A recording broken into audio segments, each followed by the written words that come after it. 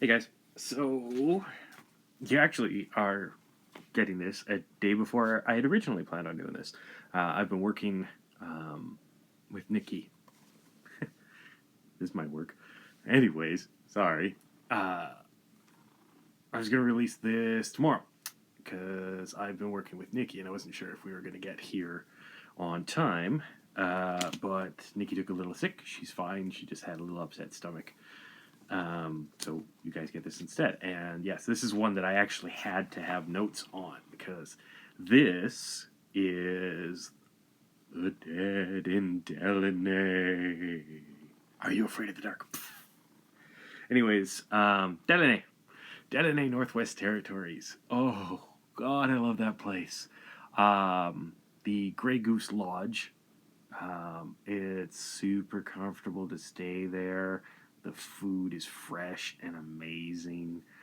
It's not cheap at all, in any way, shape, or form. But the community you fly in, basically. We flew in when I was still doing research and stuff like that. We had flown in on there in a Canadian North. But I got a phone call one day and had to fly up there. Pamplemousse. I had to fly up there for take care of some Zeds. And all the phone call said was there were some Zeds in Deline. So you got to get up there. So I hopped a flight to Yellowknife because you can't fly to Deline direct. You basically have to go to Yellowknife or you can fly to Whitehorse. Either way, you got to go from one of the territories and then go up there. So it had all been arranged. I hopped a flight, got up there, and then of all companies, Buffalo Air was already on their way out there in their what is it, DC-3, and I'd already flown on that thing as a sked from Yellowknife to Hay River. So I already knew what it was like, but it was cargo. Because they're the only guys that really fly in and fly for the cargo. They provide the food for the Northern store. They bring in the Canada Post and all that stuff. And in fact, when their Northern store had burnt down, we were actually there doing some stuff helping out. But anyways, Buffalo Air flew me in.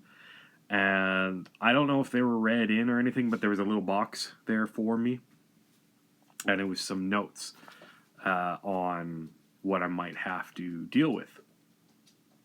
So when I landed, I was actually met by a Dene elder, and he took me to this house there, and it's kind of like a sacred site. Nobody lives in the house anymore, but when you go there, if you talk to anyone, this site, they kind of tell you. Now, Deline is kind of an interesting little. It's kind of like a hamlet. It may be a village, but yeah, it's not that big. The Grey Goose is off on one side, and actually right across the street from it is the cemetery, and you can actually walk there fairly easily. Well, not right across the street and down a bit. And then around that, there's gathering places, and like the TP poles are still up, so they just have to wrap things around. There's fish drying racks, canoe racks, stuff like that. That's all on there. And actually, right along the lodge is right where all the boats and everything are usually stored. And then you go into town, and there's a bunch of houses and everything like that. There's one house that's just cool colors and everything like that. I remember that one really, really well. And then as you go into town, it's a whole bunch of different buildings. Then you get down there, and there's a church, and then the bell tower and the gathering area and all of that stuff. Then you go back. There's the school, the old buildings and stuff like that from, I think it was mining or oil. I don't remember which, but there were like separated houses and stuff like that. And anyways, the elder had told me that there was something that had been seen sneaking around in that area. So he took me to sorry, I can't remember the dude's name, but it's this one guy's house there, and it's pretty much on the other side of the village. And so he says, you know, we've come to this place to gather what you need. And he said, someone was supposed to have given you a box. Did you get it? And so I actually did. Now, the box had the notes, and on top of that, it had some sticks about this big. I have no idea what they were at the time. I'll tell you later what I found out. But they're basically, they looked like I was hunting vampires, because they were like stakes, basically. Fairly thick, and then, excuse me, on the end, they were not really super sharp, but sharpened down. And I opened the box, and I pulled out the notes, and he says, what do the notes say? And I said, it just says frozen dead. And I've never dealt with these before. It says frozen dead, that their heart is turned to ice, and that the only way to deal with them is to give them the spark of life. And I said that I'm assuming I got to use these stakes somehow to, zap them alive? Or he goes, well, we normally would have this guy. And again, we're at that, sorry, that's my cord. We're at that dude's house. And I guess he would deal with the frozen dead. They were like an uncommon occurrence, and these were actually his notes that I was reading. I don't know if he worked for Department H, but whatever. I had his notes, so that was handy. And the elder just said, you know, so I brought you here so you could figure out what you need to do. They show up at night when it's cold, right? Frozen dead. I guess they wouldn't want to be baking in the sun. But yeah, and he says, you know, we've opened this place, and you can go inside and figure things out. Now, going into a dead man's house that hasn't been touched was not on my list of things to do. So I actually stayed outside, which from both a tactical and a research standpoint was really not a great idea, but it was weirding me out, that house, a little bit. It's just a little house. Like, it was probably like a 1-bedroom with a kitchen and bathroom, and, you know, like, maybe the bedroom and seating area were kind of like the same kind of thing.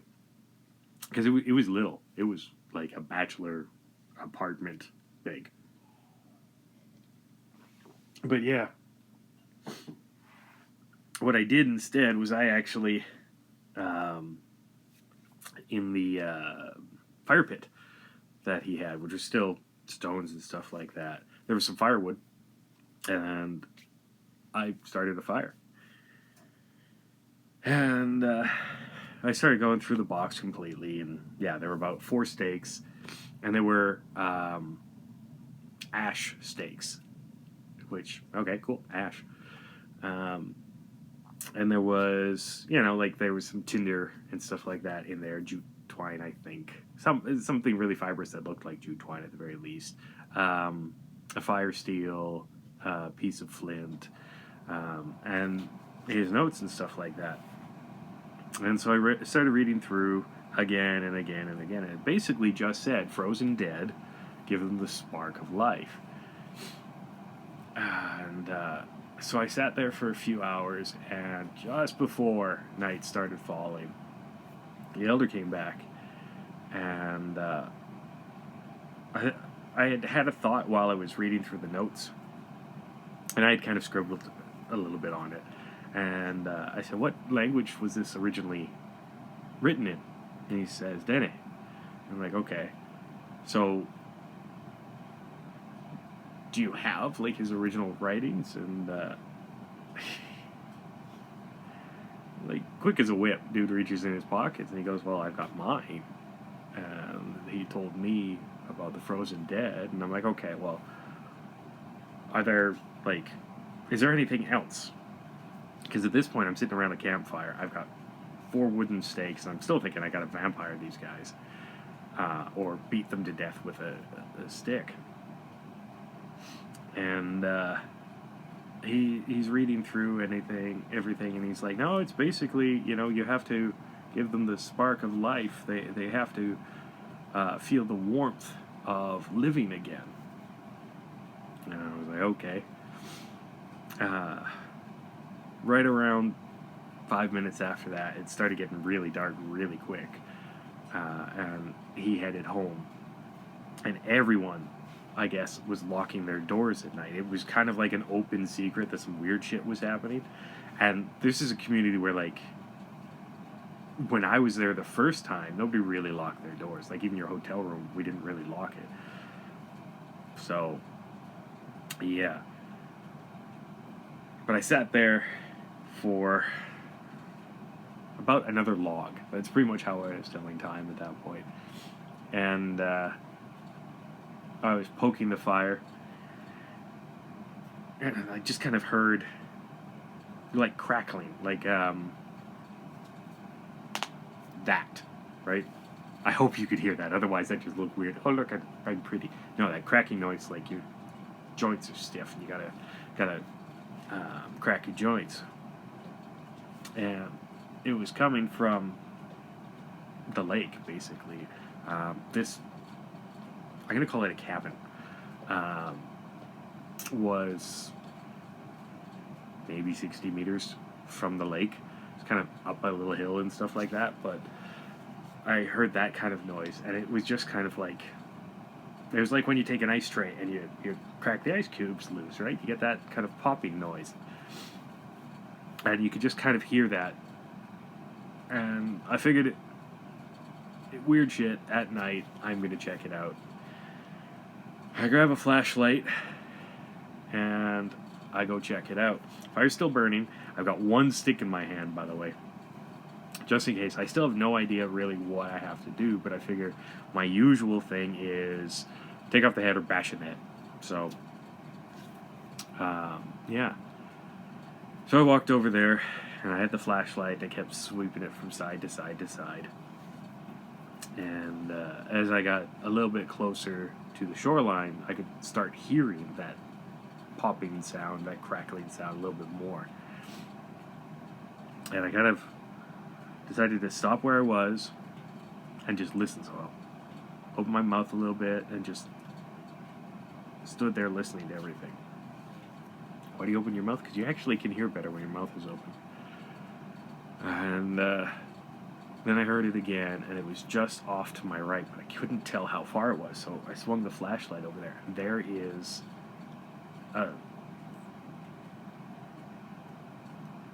they kind of look like the White Walkers, actually, I guess. Not really so desiccated.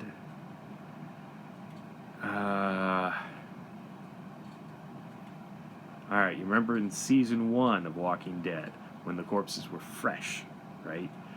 It looked like that if you had stuck that in a deep freeze for days, so that, like, the skin had turned blue and there was, like, crystallization and stuff like that.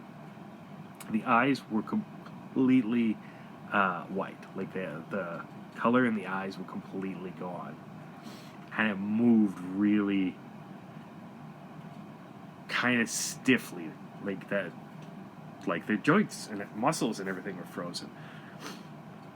And it approached me, and just thinking that, the best thing to do was bash and crash and go at it, I walked in and I just started laying about on the head with that stout little ash stick. And this thing just kind of teeters back. And I'm bashing it. I realized that it's just like glancing off. It's not really doing anything to it. I'm knocking the Zed back a bit, but it's not cracking the skull. It's not going in. So I decide to try and use the pointy end and go through the temple. And so I literally put my left hand on the side of its head, and my hand was red. It was like I had licked my hand and stuck it on a frozen pole at -40. this thing was ice. Like, it was just... It was freezing cold to the touch, but it didn't feel cold around it. So I didn't even know until I fucking touched it. And, yeah. So, pulled my hand back. Still got the ash dowel, for whatever it was, the stake in my right hand. Trying to hit it in the temple. Boop. That's it. It kind of like totters over and falls. And I have no idea what the hell I'm supposed to do. But this thing's on the ground. So it's kind of like it's having difficulty. It's kind of like a Dalek, I guess, if you knock it on its side. It was having difficulty getting up. And so for the next 6.5 hours, nighttime was kind of short then, thankfully. Oof.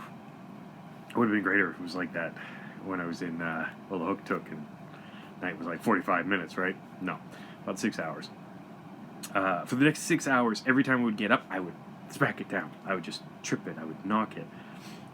But it was getting better at getting up, so it wasn't like I could run back to the fire and grab like a big log and try and bash its head in or anything like that. I was unfortunately too far away from the fire. I didn't want to get any closer to the village. So I played whack-a-mole with this frozen dead thing for about 6 hours until the light came up.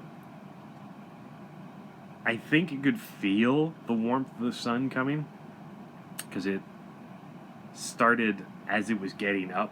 It would start turning more back towards the lake.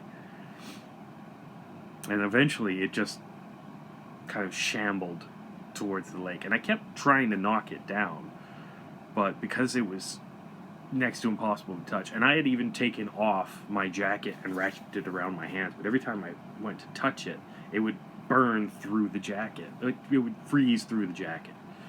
It was so fucking cold it burned. Excuse me.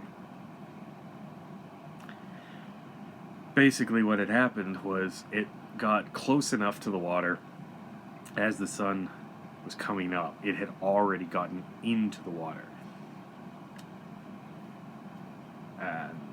So a few hours after sunlight, I basically sat on the beach just to see whether or not this thing would come back up.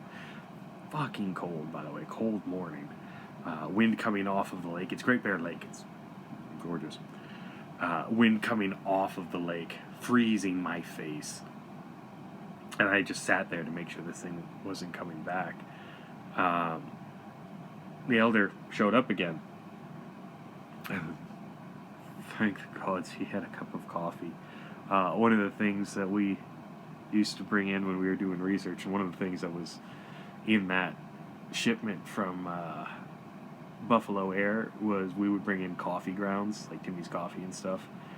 And it was great because he had a steaming, strong black cup of coffee, and he just handed it to me in a freezing cold. So I wrapped my hands around this like chipped ceramic mug and just sat there and drank it. And he asked me what had happened, and so I told him. And he said, well, last night on the other side of the village, someone had said one of them had come out and had tried to get into their house. And I thought that was really weird, so I was thinking, why? And so I asked the elder, had that family lost anyone recently? And they said no, but that family had lost a family member like 2 generations ago. He had drowned in the lake. And I started thinking, well, so these frozen dead seem to be, to me, the dead from the lake. It's like the lake was kind of giving them back, but they were changed by whatever had taken them in the lake. Whatever, if it was a spirit, or if it was when they died and just they wanted to come back or something. something for a researcher rather than, just a Zed killer to figure out. And so I started thinking, okay, well, I can't be in two places at once, so I've got to figure something out. So what I did was I went back with the elder to his place. Had a wonderful breakfast, actually. Some eggs, bacon, fresh baked bread. His wife was a very nice lady. And I had talked to him some more, and I had asked him if he had thought any more about the translations. And he said he had. And he had gone through, and he said that the words were very specific, but the translation could be very, very loose. And then the word was fire. You had to put the fire of life into them. I started thinking that might be kind of the clue. So, gave me an idea that maybe the ash dowels were meant to be set on fire or something. And I realize now a lot of my solutions seem to involve fireworks. Fire good. But in this case, it was a little bit different. The fire of life. You would think that'd be like love or something like that. But if these people had been dead for a couple of generations and were coming back, there had to be something more to it. And it wasn't like I could just reanimate them, because they are already animated. Animated dead. Zombies. That's what I do. So I got a little bit of shut-eye for about an hour and a half. And then I headed actually over to the northern store. Because when you're in the north, you're going to go to the northern store at some point. It's kind of like, it's the way, like Sears used to be, like a general store pretty much. You go in there and you've got the Canada Post off of one side. That's where you get pretty much all your packages and such. And then you've got like the grocery store, and then like it's a general store. So you got like toys and stuff like that, and hunting supplies and all of that. And I started thinking, how the hell are you going to get warmth into something that's frozen? How are you going to get the fire of life into what's frozen? So as I'm walking through the northern store, which by the way is a great place to pick up like jerky and stuff like that, because they had some really good local jerky there. It had kind of flown in from Yellowknife. Anyways, good jerky. I picked up some isopropyl alcohol. Fire good. I didn't buy any black powder or anything this time.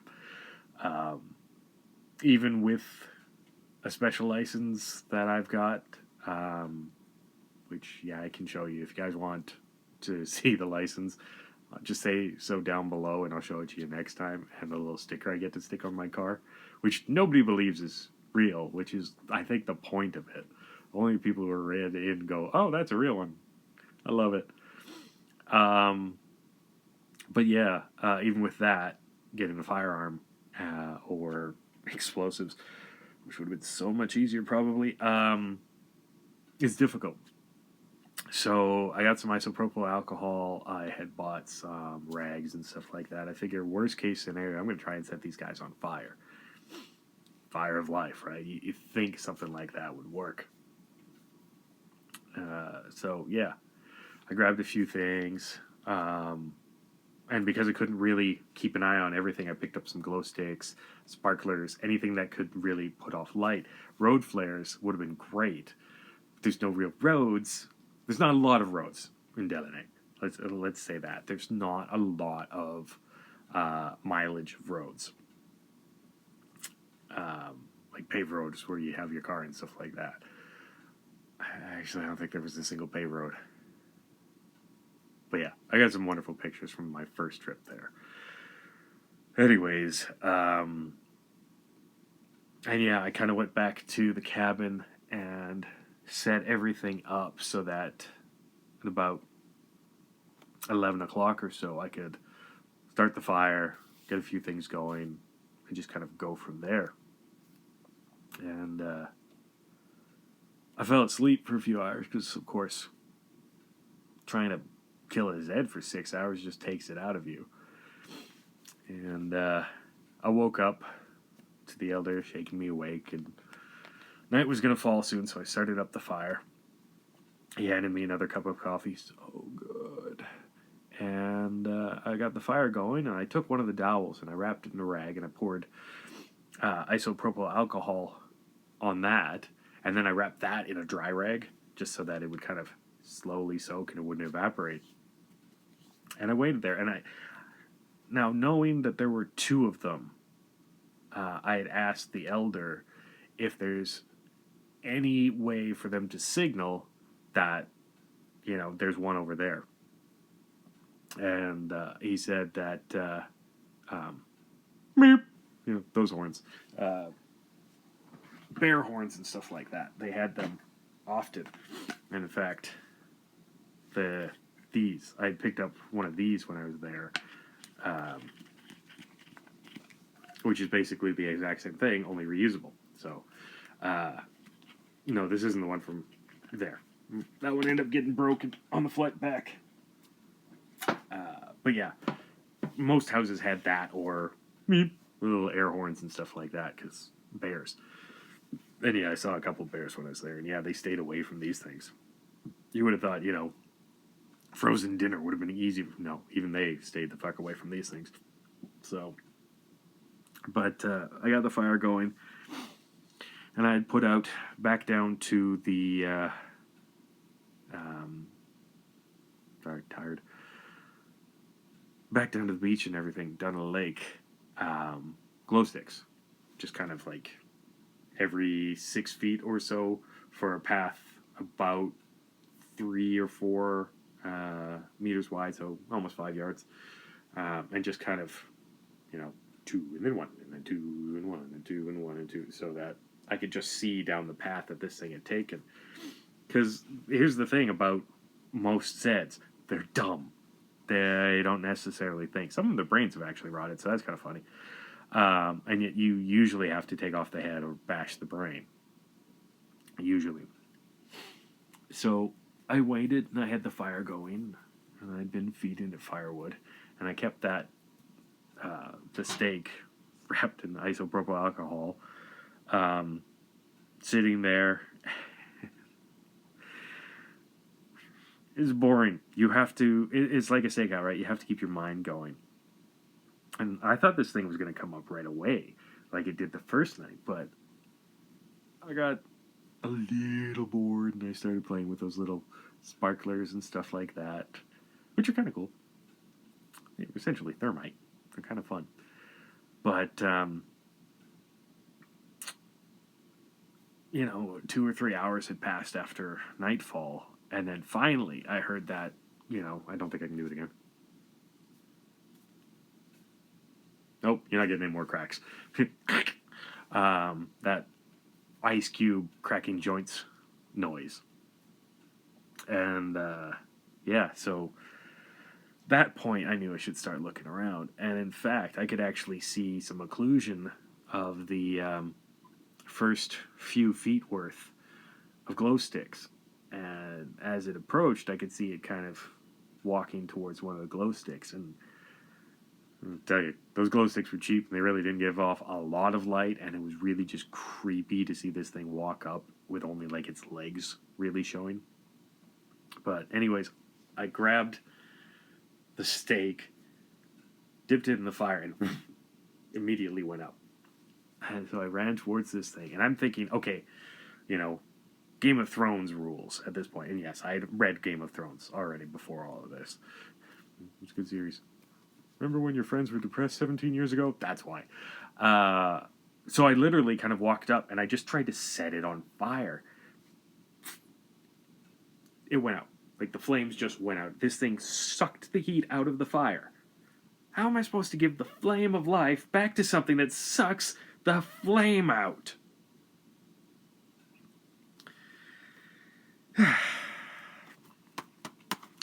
This time, I ran back to the fire. And I grabbed, and no, I didn't grab like right from the fire, but I grabbed a log that had been sitting at the fire. Yeah, I thought I had. And it was all like hot and embers and stuff like that. And I take this thing, and it's a fair size, it's about as big as my forearm. And this end's all embers and chars and stuff. And I take it, and I bap, bap, bap on this thing's head. And it's doing more than just hitting it with the dowel. But it's not really doing anything. And I can see when like the embers or anything hit this thing, they go out immediately. And kind of pulling them away seems to give them some air, and it comes back. But every time I'm hitting this thing, the fire of life, or whatever the fuck this is going out. All of a sudden, I hear from, now Deline's not that big, so 500 or 600 meters is the other side of the village. And it sounded about 200 meters, kind of where that cool little house I was talking about is. The other side of the church, pretty much. Ah, the fuck. There's no one that really lives here. On this side, there's no one. So, I ran. Holding that same log. I got a bashing stick. I'm going to hold on to my bashing stick. I'm going to hold on to my machete. I'm going to hold on to my bashing stick. I wish I had my machete, because maybe it would have worked better. But bashing stick. And no, there weren't any machetes at the northern store. There were axes and a few other things, but the elder told me they weren't going to work. So I run, and I run, and I run, and I run, and I run, and I run, and I run. I'm running along the shoreline. It's not really a beach, but you can call it a shoreline. And I see the lights on in one house, and I hear again, and it's got to be that house. And I run up there, and there's one of these things, only it's a woman that has like long hair, and she's frozen too, like blue skin and everything. Oh, I didn't mention it. The first one was a man. Sorry.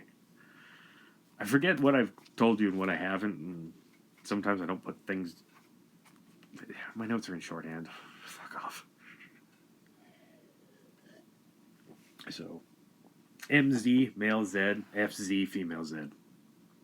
Sorry. Anyways, I get there, and it's a woman, and she's just trying to push the door in. She's not or scratch, or anything like that. She's just trying to push the door in. And so there are people inside. I have to prioritize this one. So, thinking quickly, I bash her in the head with the stick again. For like the next 4.5 hours, I did the same thing with this one, but thankfully now I have a bigger log. And I just kind of knock her back towards the lake. The bigger log, eventually all the embers and everything went out, and what I actually started doing was holding it to her and shoving, just trying to push her back. But eventually, I don't know if you've ever seen wood actually get so cold it gets brittle, but eventually I'm holding it, and I headbutted a frozen Zed. And it was the worst ice cream headache I had ever had. Like, it was just really boom, right? Like, nice and quick. But my entire face froze. I swear my sinuses felt like they just went... Like I had inhaled...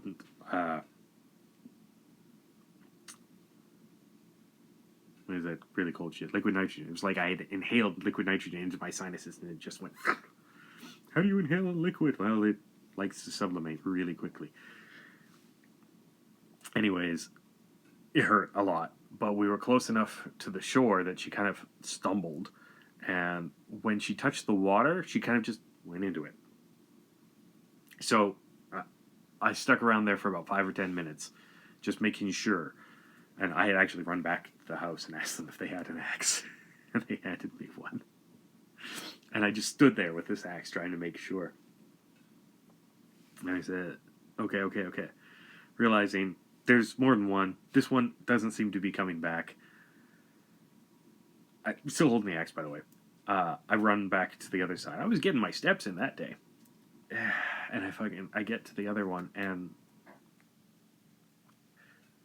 it's standing there by the fire, but the fire is cold on one side. I have no idea what it's doing, but it's literally just standing there, and it's just staring at the cabin, and it's standing there, and the whole, like, it was like a crescent around it. It was probably like half a foot off to one side of the fire pit, but into the fire pit, all of that fire in this weird ass kind of crescent shape was just out. Other side, still going, out. And this thing wasn't doing anything, so I literally decided to just observe and kind of watch it.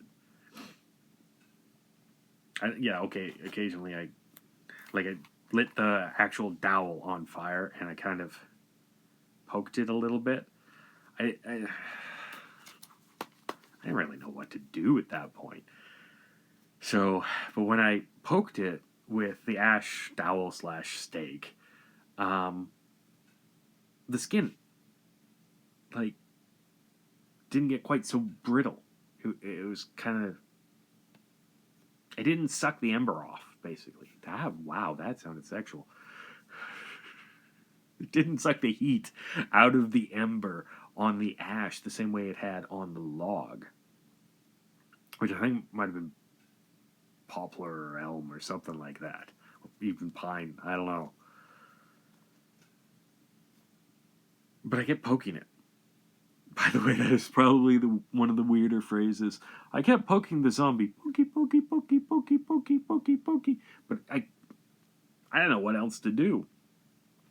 And so I'm literally poking it on the head.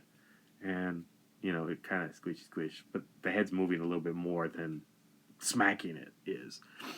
I poke it on the arm, and the flesh has a give to it. Poke it on the leg. Poked it on the butt. I'm not telling you whether or not this thing was naked. It just looks weird when it's frozen. Oh. I poked that too. It moved. So I thought, okay, well, I wonder. And so I decided to poke it in the chest. And then it had a reaction. Like, it literally just screamed at me. Just this. How the hell do your lungs work when they're frozen? I don't know. Scream! And it was something that wasn't like, when someone yells at you, you get that physical, ah, and you can feel it, right? This was a scream that didn't come from the mouth. It came from, like, the soul. And I didn't hear it. I felt it. And I realized, we have a winner. And so I go to poke him in the chest. The fire of life needs to return to the body. Well, where's the soul, the fire of life? Where does it really come from? Your mind maybe, okay. What about the heart? So I go to stab this guy in the heart. I go to vampire him with this ash. And I jab forward. And it actually goes in. But then it stops. Like it froze in place. And I can pull it out. And the ember's gone out. And this thing is now just this psychic scream is like tearing through my soul. Basically, there's really no way to explain it. But it was like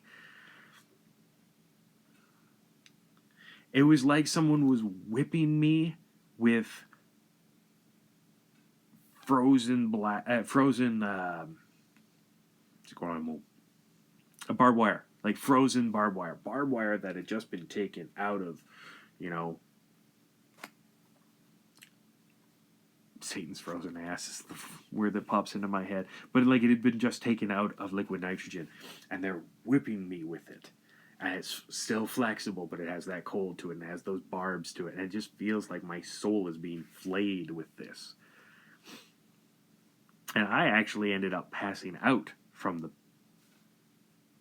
spiritual pain, really. And I was awoken the next morning by the elder again. Now, remember, I've now spent 2 nights guarding the village from frozen dead. But I haven't succeeded in fucking anything except for driving off one by shoving her with a stick and pissing off another by poking him with a stick. So, yeah, I'm batting 1,000 at this point. The elder was shaking me awake. And I was still holding on to that damn thing. And he goes, "It looks like you came to a conclusion." Yeah. Don't poke the fucker. And I said, well, okay, the fire of life needs to return to the body. That will make these go away. Like, what if the fire is literal and it has to be given back to the body? It's like Promethean fire kind of thing, where, you know, the heat needs to be returned to the heart so that can then, like, kind of set the body free. And the elder goes, and he was a really nice guy. But every once in a while, his age kind of showed. And he goes, you know, for a young kid, you're actually pretty fucking smart. And I started laughing because of the absurdity of everything. And by the way, I'm still gripping this thing. I said, but I poked the guy. I poked him with it. And there was like a scream. He's like, oh, yeah, I felt that. How did you feel that? He's like, I don't know. It was like someone was running a file over my teeth, but in my head. I'm like, ooh, that's pretty close to what it felt like. I'm like, but imagine that 100 times worse. I'm like, but how the hell do we keep this going while I'm putting it into him? And he goes, well, that's something you're going to have to figure out. Okay. Well, what happened next was more coffee. Lots of coffee. More breakfast, another trip to the northern store with him this time. And I started thinking about stuff. I said, the ISO didn't work on the outside of this thing. I said, but what if we could find a way to keep these burning and just, like, keep it going so that there's a hot ember until it touches the heart. Like, maybe that's what it has to do. And we walked around the northern store for about 40 minutes. We chatted with people. We were talking with people. And actually, people already knew what was going on. So I was getting inundated with questions. And, you know, how soon until I get rid of these things? And were there any more? And, yeah. Well, we were walking through the store. And we bumped into another old guy. Wasn't an elder, but he had lived there for years. And he was actually one of the guys who had both set up and taken down the old houses that had, like, the oil storage and stuff like that. And he says, well, what you need is a thermite lance. That thing burns hotter than the sun. I think he was exaggerating because I've actually used those, but yeah, they're hot. They're hot. They'll burn underwater kind of thing. And I said, yeah, but where the hell are we going to get one of those? Get ching. And I said, sparklers. Fucking sparklers, man. And he goes, hey, that'll work. So what I did for the next few hours was quite literally nip the tip of the stakes so that they were a little blunted, drill in there. I didn't want to go all the way through, but drill in there enough, about 4 inches, and stuff sparklers in there. So that just about an inch was sticking out. And yeah, you can call this a pro tip. If you guys are dealing with frozen dead, do this. Bring yourself a thermite lance if you can, and some ash dowels or some ash stakes, and do this. Because it actually did work. Spoilers. So, night falls. I wait we bought more glow sticks and everything. And in fact, everyone and their brother had helped out at this point. And everyone had turned on their lights. Everyone had their air horns. And everyone was fucking awake. Even the children. Which is kind of cool, actually. A big old community event watching me work.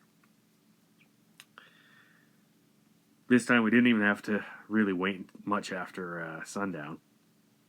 And I hear the popping noise. Only I hear a lot of popping noises. And I shine my flashlight down to the shoreline. And I can see 4 of these fuckers coming up. Well, fuck. The dude whose cabin I'm sitting on had said they'd like put 4 sticks in there, right? Well, figured out later that 4 come up. First 1, then 2, then 4. I had prepped all 4. Thank God.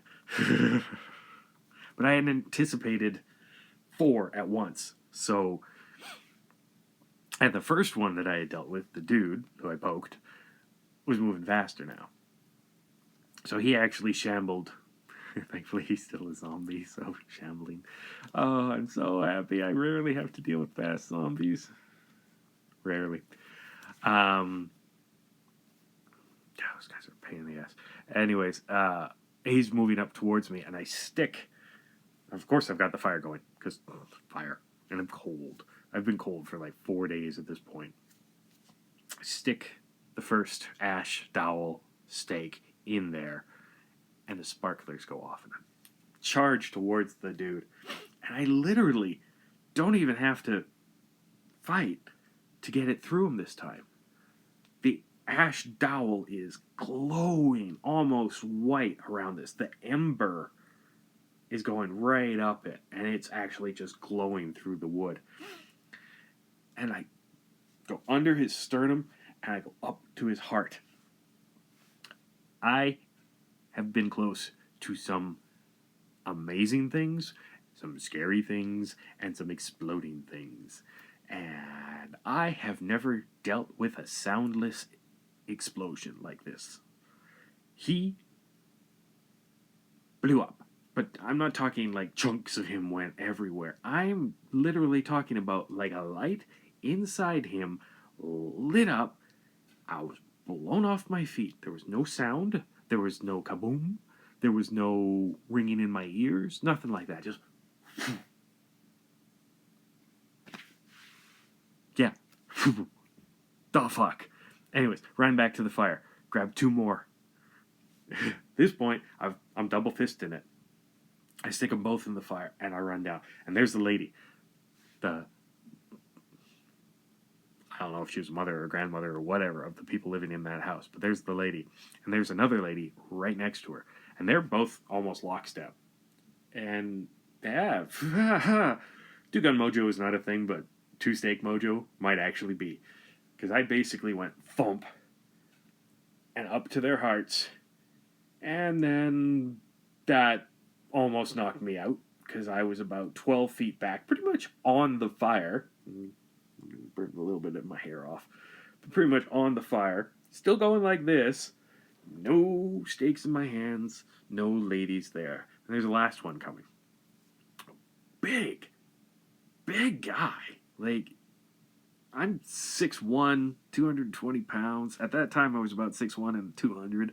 And this guy's towering over me, like 6'7" or something like that.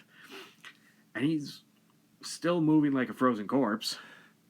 But you can just kind of feel that this is like scary shit time. And I grab the last stake, and I stick it in the fire, and I start running towards him.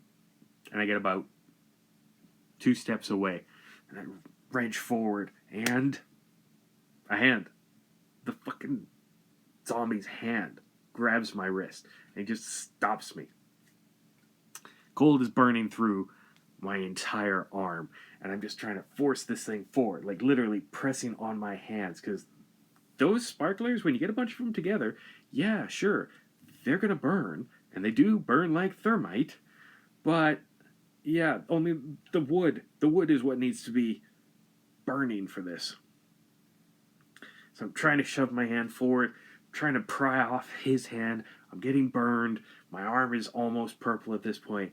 And then I remember I can use both hands. And I jab forward. Dumbest moment of that trip. I shit you not.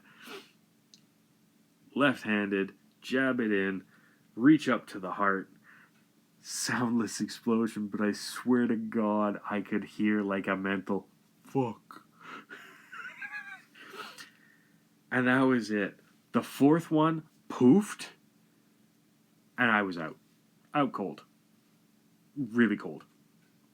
I woke up 2.5 days later.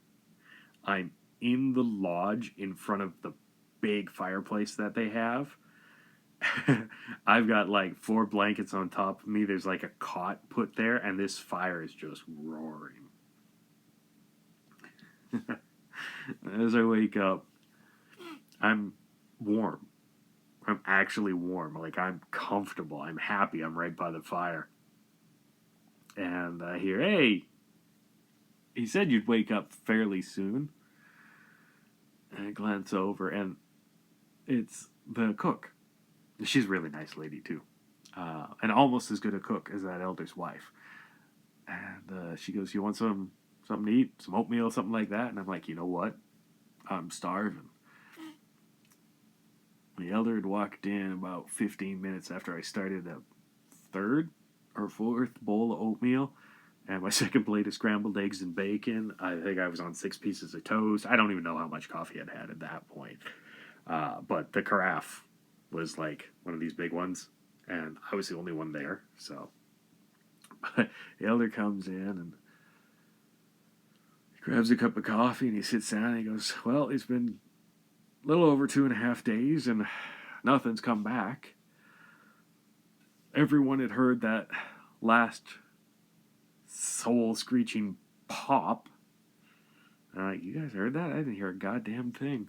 He goes, well, we figured it might have been your vertebrae cracking.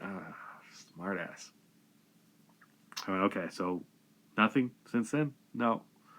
I went into his house and found a journal. Went through his old Bible, found a couple of notes. And there's 4. Every 40 years they come up. There's always 1, then 2, then 4. There I go. Okay, so 40 years from now, someone else is going to have to deal with this. I'm like, I'm probably not going to be around. The elder giggles. I'm probably not going to be around too. I'm like, all right, well, what we should do is up here in Dene, English, French, German, Spanish, stab him in the heart with ash embers. Use thermite. The day I left, I'd stayed there for another 4 days. Pretty much, like, my fingers were still cold for weeks after that, too. I stayed there for another 4 days, just to kind of milk it a bit. Great fish, good chicken, wonderful trip. By the end of the 4th day, a wooden plaque inscribed in Dene saying, stab them in the heart with an ash dowel stuffed with thermite. Not English, not French, nothing like that. Literally in Dene, just sitting right there, right next to the fireplace of this lodge. The morning when I came down and I asked them what it said, I laughed my ass off. And they decided it was going to be a dedication plaque over at the dude's cabin. And yeah, sure as shit, the day I left, he put it in there. Put it inside on the wall, right over a box that has 4 of these dowels in it. Oh, man. It's only funny times, right? Or when shit goes really weird. But yeah. But I mean, other than that, Deline was awesome. I met great people on the first trip. I met amazing people on the second trip. When I took those extra 4 days, I walked around, and that's where I found the gathering places off to that one side with the teepees and everything. I got to go out on the lake, which was wonderful.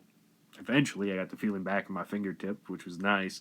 It can be a little cold, but it's actually on permafrost, so that's kind of a good thing, because otherwise it'll melt and all the buildings will go down. But yeah, Deline was fun the first time. Second time was funny as hell after the fact. During, not so much. But yeah. But, that one is actually way worth going. There's fishing trips, there's hunting trips, there's tour guides, all that stuff. Stay at the lodge, have some great food, meet some amazing people. Because, yeah, Canada's great, except for the zombies. You use an ash stake and burn it with thermite. Jesus Christ.